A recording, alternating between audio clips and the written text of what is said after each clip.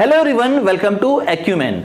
बेटा, आप लोगों का गेट का फॉर्म फिलिंग स्टार्ट हो चुका है। जितने भी सिविल इंजीनियरिंग स्टूडेंट है, आप सबको गेट का फॉर्म भरना चाहिए, क्योंकि गेट इंडिया का टॉप मोस्ट एग्जाम में से एक गिना जाता है। नाउ जब आप इस फॉर्म को भरने वाले हैं तो आपके पास दो चॉइसेस होंगी, दो पेपर में इस फॉर्म को फिल करने का। पहला पेपर सबके लिए कॉमन होगा, कौन सा? Civil engineering. दूसरा पेपर कौन सा भरने वाला? तो आपके पास दो ऑप्शन बचते हैं, एक बचता है एनवायरमेंटल और दूसरा बचता है जियोमेट्रिक्स। सर, हम किसमें फॉर्म को फिल करें? कौन सा सेकेंड चॉइस हमारे लिए बेस्ट है? सेकेंड चॉइस कौन सी होनी चाहिए? सेकेंड चॉइस कौन सी होनी चाहिए? देखिए, मैंने जितना भी इस पेपर को एनालाइज किया है इतने सालों में, तो मैंने एक चीज एनालाइज की हुई है बहुत अच्छे से, और मेरे जितने भी स्टूडेंट सिलेक्ट हुए हैं वहां से मुझे एक आइडिया मिलता है कि सेकंड पेपर की सबसे बेस्ट चॉइस है ना, वो होनी चाहिए हमेशा एनवायरमेंटल। क्यों? उसके बहुत सारे वैलिड रीजन है, बट बिफोर एनवायरमेंटल जियोमेट्रिक्स क्यों नहीं होना चाहिए उसके बारे में बात कर लेते हैं। आइए देखिए, जियोमेट्रिक्स के लिए ना इतनी सारी अपॉर्चुनिटी नहीं है आपके पास कि आप इंडिया में से मास्टर्स कर पाए। ठीक है, इंडिया में बहुत सारे कॉलेजेस में जियोमेट्रिक्स ब्रांच ही नहीं है जहां से आप मास्टर्स कर भी सकते हैं। जियोमेट्रिक्स के इतनी सारी अपॉर्चुनिटी पीएसयूज में भी नहीं है कि आप वहां पर जॉब कर पाए। ठीक है, एनआईटीज में भी इतना स्कोप नहीं है कि आप वहां पे मास्टर्स कर पाए। हाँ, ये ठीक है कि जहां पे है वहां पे आप जियोमेट्रिक्स के थ्रू अप्लाई कर सकते हैं, बट बहुत ज्यादा ऑप्शंस नहीं है जियोमेट्रिक्स के थ्रू। इसीलिए 2019 में आईआईटी बॉम्बे आपके एक सेकंड पेपर लेके आया था। कौन सा? एनवायरमेंटल। क्यों लेके आया था इसका भी एक रीजन है, आज इस रीजन के साथ बात करेंगे कि क्यों हमारे लिए सेकंड पेपर एनवायरमेंटल होना चाहिए। आइए चर्चा करते हैं इसके ऊपर। देखिए, सबसे पहले अगर हम बात करें ना कि एनवायरमेंटल हमें क्यों देना चाहिए, तो अगर हम लोग एक सिविल इंजीनियरिंग एग्जाम की प्रिपरेशन कर रहे हैं गेट की, तो एनवायरमेंटल इंजीनियरिंग हमारा एक सब्जेक्ट होता है जिसको हम लोग पढ़ते ही हैं, जिसका वेटेज हमारे गेट एग्जाम में लगभग 12% का होता है। ओके, लगभग 12 मार्क्स का आपके गेट एग्जाम में ये पेपर आएगा सिविल इंजीनियरिंग के पेपर में। नाउ अगर हम लोग सिविल इंजीनियरिंग के लिए ये पढ़ रहे हैं तो सेम चीज हम लोग एनवायरमेंटल में भी इस पेपर को लिख सकते हैं। बिल्कुल सही है सर। एनवायरमेंटल में भी अगर आप सिर्फ और सिर्फ एनवायरमेंटल इंजीनियरिंग पढ़ के भी जाते हैं ना, तो आराम से एक ऑप्शन बनता है आपके पास कि 45 मार्क्स के आसपास आप स्कोर कर सकते हैं, और बहुत अच्छा स्कोर है 45 मार्क्स आपको आईआईटी में सीट दिलवाने के लिए या पीएसयू में आपको रिक्रूट करवाने के लिए। सर, क्या वाकई में 45 मार्क्स पे हमें पीएसयू रिक्रूट करेगा? आइए बात करते हैं पीएसयू के स्कोर्स की, बेस्ड ऑन सिविल के स्कोर और एनवायरमेंटल के स्कोर पे। आइए देखिए, सामने लिखा ही हुआ है पीएसयू कट ऑफ। आइए बात करते हैं पीएसयू कट ऑफ पे। देखिए, आपके सामने मैंने 3 साल का कट ऑफ दिखाया हुआ है। किसका? भाभा एटॉमिक रिसर्च सेंटर का। ठीक है, 2024 का अपडेट नहीं किया है, वो भी आपको बहुत जल्दी मिल जाएगा। अगर हम बात करें आउट ऑफ 1000 में से, तो 2023 में 816 कट ऑफ गया था। किसका? भाभा एटॉमिक रिसर्च सेंटर का सिविल इंजीनियरिंग के पेपर के लिए। अगर हम बात करते हैं आईओसीएल की, तो आईओसीएल का 2023 में जो कट ऑफ था वो था 70.25।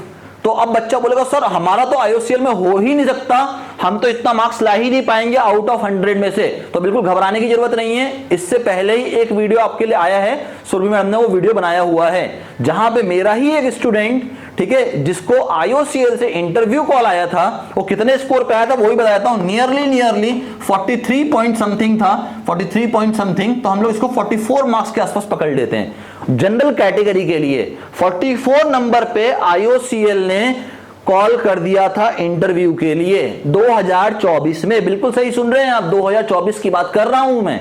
ठीक है, अगर हम बात करें ओबीसी के लिए तो वो और कम हो जाएगा 43 से भी, and same for SC, ST and pH candidates के लिए। नाउ बात आती है सर, हमारा अगर स्कोर लगभग 65 के आसपास रहता है तो हमें कौन कौन से मिल सकते हैं? तो दामोदर वैली कॉर्पोरेशन में एक चांस बनता है आपके इंटरव्यू कॉल आने का। बाकी पीएसयूज भी हैं, जैसे पावर ग्रिड हो गया, एनटीपीसी हो गया, सीआईएल हो गया, पर इनका कट ऑफ थोड़ा सा हायर साइड जाता है।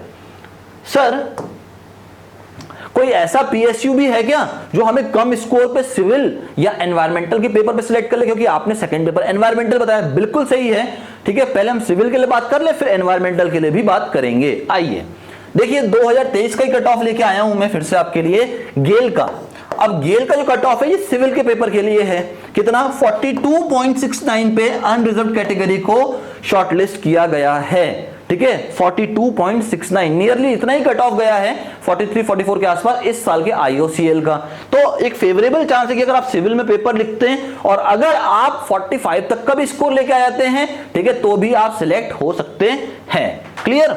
अब बात करते हैं पावर ग्रिड का। अगर पावर ग्रिड की बात करें हम लोग तो इसका कट ऑफ थोड़ा सा हायर साइड है, 100 में से 72 मार्क्स के आसपास गया है अनरिजर्व्ड कैटेगरी के लिए। 2024 का भी बचा हुआ है, जब भी वो आएगा तो उसके लिए आपको अपडेट कर दिया जाएगा। सर कोई ऐसा PSU है जो कम स्कोर पे भी सिलेक्ट करता हो हमें? बिल्कुल है, इंजीनियर्स इंडिया लिमिटेड। ठीक है, अगर हम देखें तो सिविल के पेपर के लिए 28.60 कट ऑफ गया है जनरल कैटेगरी का और 48.38 गया हुआ है सिविल कंस्ट्रक्शन में। तो आपको दिख रहा है कि हाँ यार, कहीं ना कहीं अगर हम लोग 50 मार्क्स के आसपास 45 से 50 के बीच में भी होते हैं ना सिविल के पेपर में, तो हमारा आराम से PSU से कॉल आता है और आएगा ही, ठीक है, इंटरव्यू के लिए। ओके, नाउ सर ये तो बात हो गई सर किसकी, सिविल इंजीनियरिंग के पेपर की। क्या एनवायरमेंटल साइंस के पेपर में भी ऐसा होता है क्या? बिल्कुल होता है, जरा ध्यान से देखिएगा। सिर्फ एक ही ऐसा PSU है जिसके लिए एनवायरमेंटल साइंस के पेपर को सेकंड पेपर के फॉर्म में सिविल में अलाउ किया गया, वो कौन सा है? ONGC। नाउ ONGC का 2022 का कट ऑफ बता रहा हूं मैं आपको, देखिएगा। एनवायरमेंटल साइंस के लिए जो कट ऑफ गया था वो 39.33 गया था, ठीक है। किसके लिए? ONGC के लिए एनवायरमेंटल साइंस का कट ऑफ 39.33 गया था। सेम EWS के लिए, OBC के लिए एंड SC के लिए कट ऑफ कम ही होता गया। अगर हम बात करें सिविल के पेपर में तो जरा ध्यान से देखिए 82.37, 69.83 एंड सो ऑन। तो थोड़ा सिविल में होना हायर साइड है, बट अगर आपने एनवायरमेंटल में लगभग 40 नंबर भी स्कोर कर लिया ना, तो भी आपका ONGC में इंटरव्यू कॉल तो आ ही जाएगा, ये तय है आना आपके लिए, ठीक है। सर पर अभी तक तो एक ही PSU हमने देखा जो एनवायरमेंटल साइंस पे ले रहा है। अरे एक PSU ले रहा है, पर वो PSU पे देखो कौन सा है, ONGC है वो PSU, ठीक है। अब सर कोई IIT है जो हमें एनवायरमेंटल साइंस पे लेता है? बिल्कुल, आइए देखते हैं। देखिए हम IISc की बात कर रहे हैं तो IISc सिविल के बेसिस पे आपको एरोस्पेस इंजीनियरिंग सिविल इंजीनियरिंग के अंदर लेगा, ठीक है।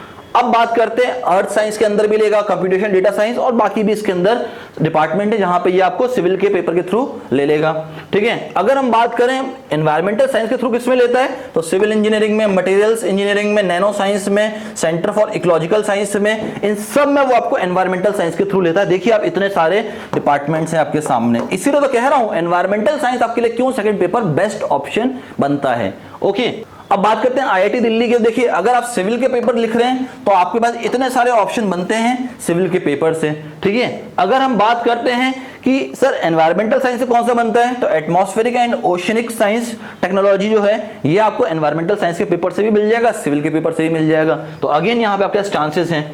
अगर हम बात करें IIT मुंबई में तो सिविल के थ्रू इतने सारे ऑप्शन आपके पास ओपन होते हैं।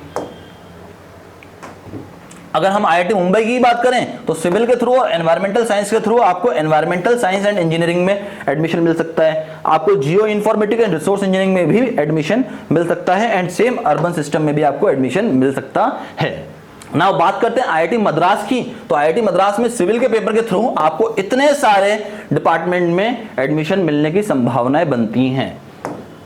IIT कानपुर में देखिए तो सिविल के थ्रू इतने सारे डिपार्टमेंट में आपको मास्टर्स करने के लिए एक पॉसिबिलिटी बनती है। अब देखिए इतने सारे IITs जो टॉप के IITs थे, मुंबई हो गया, दिल्ली हो गया, IISc हो गया, मद्रास हो गया, ठीक है, इतने सारे जो टॉप के IITs थे और जो टॉप के PSUs थे, मैंने आपको बताया कैसे आपके लिए सेकंड पेपर जो एनवायरमेंटल साइंस का है वो बेस्ट है आपके लिए, ताकि आप वहां से अपने आप को PSU में रिक्रूट करा पाएं या आप IIT और NIT में एक सीट सिक्योर कर पाएं अपने मास्टर्स के लिए, ठीक है। तो इसीलिए कह रहा हूं सेकंड पेपर जियोमेट्रिक्स की जगह पे एनवायरमेंटल साइंस भरिए, बहुत अच्छा है एनवायरमेंटल साइंस आपके लिए एक बहुत अच्छा पेपर है जो आपको PSU और IIT में एक पोजीशन सिक्योर करवा सकता है, ठीक है। तो मिलते हैं नेक्स्ट वीडियो में एक और नए वीडियो के साथ। वो नया वीडियो कौन सा होगा वो देखते हैं नेक्स्ट वीडियो के अंदर। Till then bye bye everyone and thanks for your time.